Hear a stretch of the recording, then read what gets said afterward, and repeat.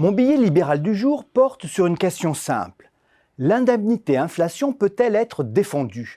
Plus exactement, cette prime de 100 € distribuée à 38 millions de Français pour compenser la hausse du coût de l'énergie peut-elle être défendue d'un point de vue libéral? Ce faux chèque carburant arrive après l'allocation de rentrée scolaire, le chèque énergie, le chèque psy et peut-être avant, pourquoi pas, un chèque alimentaire aujourd'hui à l'étude. La multiplication de ces bons d'achat, prestations ciblées au relent clientéliste, consacre un contrôle social qui ne dit pas son nom. Dans sa grande providence, l'État ne se contente plus de distribuer à tout va. Il administre nos dépenses, oriente nos comportements, un paternalisme toujours plus intrusif. Franchement pas libéral. Cette ristourne forfaitaire, chiffrée malgré tout à 3,8 milliards d'euros, peut paraître aussi mesquine quand on la compare à la flambée des prix à la pompe qui rapporte gros, très gros à l'État, puisque finalement chaque litre d'essence est taxé à 60%.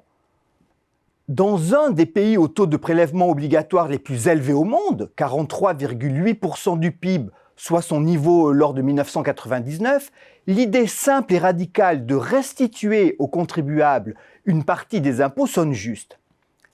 L'affaire est-elle donc entendue? Une hérésie libérale, cette indemnité inflation? Pas si sûr.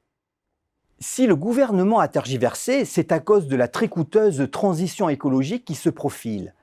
À vrai dire, le chèque vert à l'adresse des plus précaires aurait dû être le pendant d'un alourdissement de la taxe carbone, outil indispensable contre le réchauffement climatique.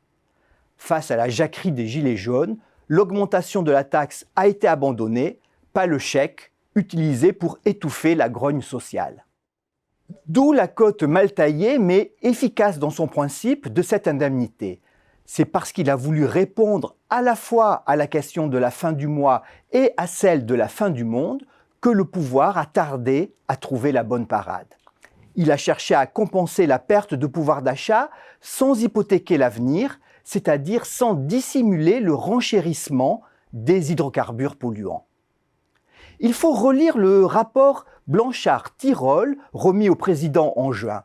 Tout y est, sur l'impérieuse obligation d'agir, même si l'indemnisation parfaite n'existe pas, sur la légitimité de compenser l'effet anti-redistributif sur les classes populaires, l'énergie pesant davantage dans leur budget, ou sur la nécessité que l'aide ne soit pas rétroactive, ni récurrente, ni anticipative, afin d'inciter malgré tout à de meilleurs comportements.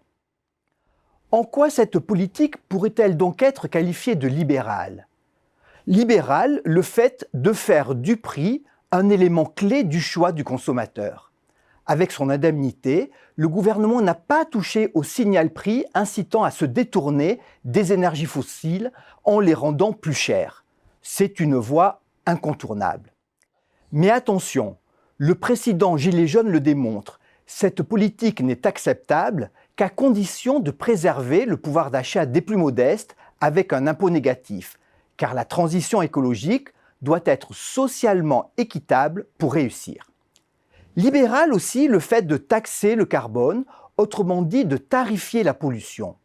Une manière de stimuler l'innovation dans les énergies renouvelables, d'inciter les ménages et les entreprises à changer de comportement de façon transparente et efficace, précise Blanchard et Tirole. Mais attention encore, cette fiscalité verte ne saurait s'ajouter au niveau actuel de prélèvement obligatoire, sauf à ruiner la compétitivité des entreprises et à miner un peu plus encore le consentement à l'impôt. C'est tout le pacte social qu'il s'agit de revoir après 4 échecs de la taxe carbone, sous Jospin, sous Fillon, sous Ayrault et sous Philippe. Il est temps de laisser la parole à Alphonse Allais. Il faut demander plus à l'impôt et moins aux contribuables.